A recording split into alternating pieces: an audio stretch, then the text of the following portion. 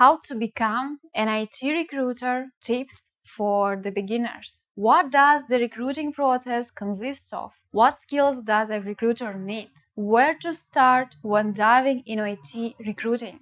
Who is a recruiter and what do we do?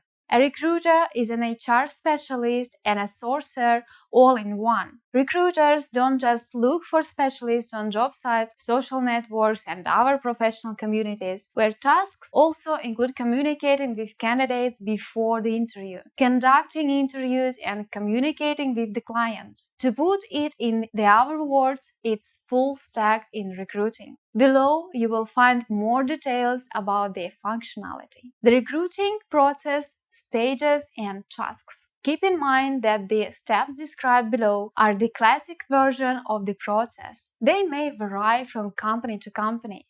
They can be mixed, dropped, or new ones might be added. Planning. How does the recruiter allocate time during the week or the day? What does help them be as efficient as possible? You will learn more about scheduling techniques later in this video. Preparation. As a result of this step, the recruiter has several things ready: the ideal candidate profile, the sourcing strategy, the email template, and of course, a selling job description.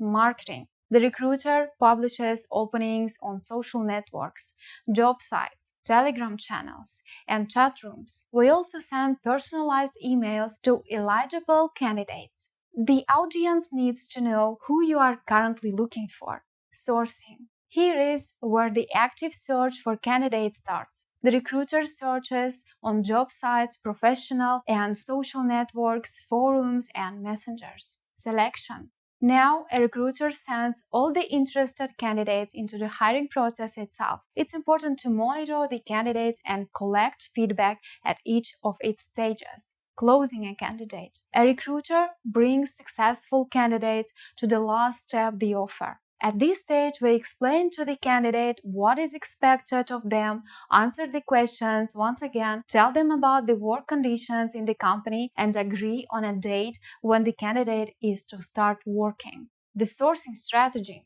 A recruiter does not need to dive into the intricacies of sourcing and building Boolean queries. The sourcer can do that. However, a recruiter should be able to build a sourcing strategy to control the process. Here are the steps you might follow. Determine the essential requirements of the job. Make a list of resources where you can search for candidates. If possible, add search tools and extensions to that list. Prioritize your list of resources. Always start with the ones with the most engaged candidates, those who you are actively looking for, work, and open to communication. Write your queries from narrow to broad ones. Narrow queries are main skills, location, and salary. We will help you find the right candidates. Use the queries on priority resources first. Why should a recruiter bother with sourcing if they have a sourcer? First, while sourcing, the recruiter can compare search results from different resources and identify the best ones. Second, it expands the candidate funnel. The recruiter finds not only specialists who are actually looking for employment, but also those who are just thinking about changing jobs. In the future, this recruiter can be among the first to offer them a job. Third, sourcing is not just about finding candidates, it's the skill of using the web to find any information you need. Another useful skill is writing conversion emails. We will talk more about that in the next section. How to write an email with high conversion rates. You've done a great job with your strategy and you've already found some ideal candidates. How do you compose a letter from them to get them interested and to make sure they respond? Here are a few rules that work for us. Write personalized emails. The candidate should understand that the company is interested in them. Naturally, every recruiter has an email template ready. Be sure to add a few lines about the candidate that you are writing to. Mention their work experience and achievements. Show your interest in the candidate. Ask questions about the candidate. For example, what we are interested in, what tasks we would like to perform, and what professional goals we have for the next year. This way, you will understand whether your opening matches their criteria.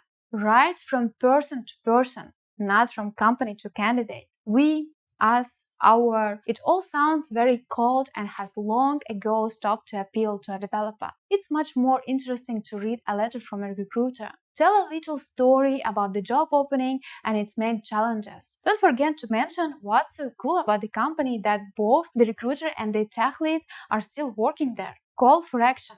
For example, you can ask a question that the candidate will want to answer extensively, or you can ask them to call back and ask the questions they have. With some practice, you will find the trick that works best. What to do if your letters aren't answered? Start with analyzing the profile of a candidate or group of candidates who are similar in their interests and online behavior. One option is to do this with tools such as OctoHR. They analyze the GitHub profile. It can help to compose a personalized letter based on the candidate's open projects on GitHub. LinkedIn has a Crystal extension that often, not always though, notices how a user communicates and what format we prefer to use. In addition to these tools, you should always describe the project and highlight the values and interesting tasks of the job. As a result, the really interested candidates will start answering you. Should you text the candidates who are on probation? Since we've started talking about letters, let's consider a situation when a candidate is already on probation. The recruiters are often afraid of scaring them off and decide to leave them alone. But in reality, this is the time to keep in touch with the candidate. Sometimes the customer may tell you that the candidate left as early as their first week and they need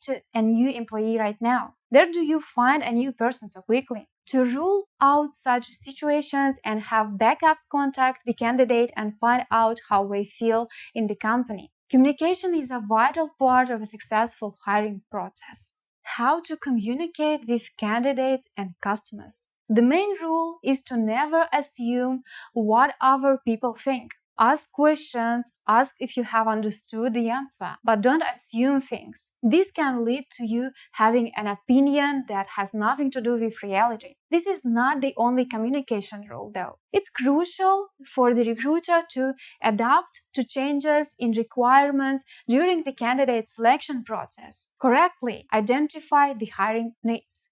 Be able to present the candidate for the customer. Keep in touch with the customer. Give feedback to both sides. Check references from past jobs to the candidate. Conduct personal interviews. Participate in the interview with the customer. Prepare the candidate for the interview with the customer and be able to sell jobs. So that's it about communication. What other skills are important for a recruiter? Below you can find 5 main points. 5 skills of modern recruiter. What should a recruiter be able to do apart from building a sourcing strategy? First one, conduct employee evaluations. This is an important skill not only for the recruiter, but also for any HR specialist and hiring manager. Conducting a full-scale assessment and presenting the conclusions to the hiring manager will help to avoid mistakes and reduce the employee turnover rate in the company. Know the basics of copywriting and marketing. The recruiter should be able to write letters and describe openings on job sites. Their job is to attract the candidate using the right headlines, benefits, advantages. Sell the job and the company. To do this, the recruiter needs to understand the candidate's needs, pains, and motivations.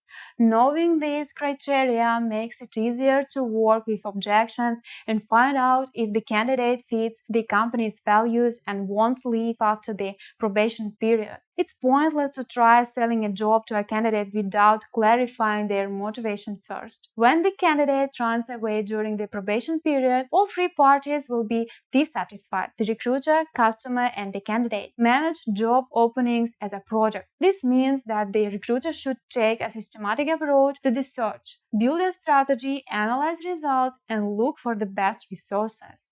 Communicate effectively with the customer and the candidate. This is what we've described above. The recruiter's task is to convey information to both parties in a way that is understandable to them. To this, they always need to know how to talk to the person in front of them. have an understanding of the IT industry. A recruiter should know what IT professions there are on the market, which language is used to develop web and hardware solutions, what frameworks and libraries exist, what is the difference between relational and non-relational databases, and many other nuances of IT. Possess the knowledge of the current situation in their labor market and be able to analyze it. It's essential for a recruiter not just to find information from open sources, but also to conduct their own analysis and make hypotheses and decisions based on it. What to read to learn more about IT recruitment. It can be useful to study cases of companies and IT startups. Recommend you to take a look to Irina Shamayeva's blog. You can learn about search tools that are used today on our channel below. For those who are determined to get a solid foundation in IT recruitment and learn how to fill IT positions without experience in hiring such specialists, we suggest taking a junior IT recruiter course.